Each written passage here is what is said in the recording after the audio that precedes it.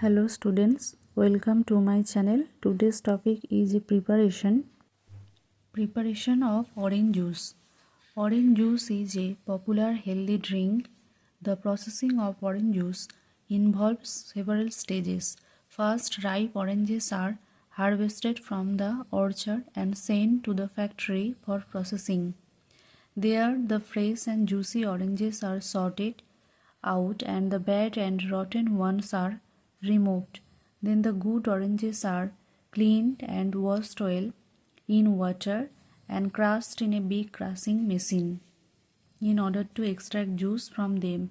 Next, water and syrup are mixed with the juice before it is filled in sterilized bottles. The bottles are then properly sealed and labeled and put into boxes for packing. At last, these boxes are dispatched to different shops for sale.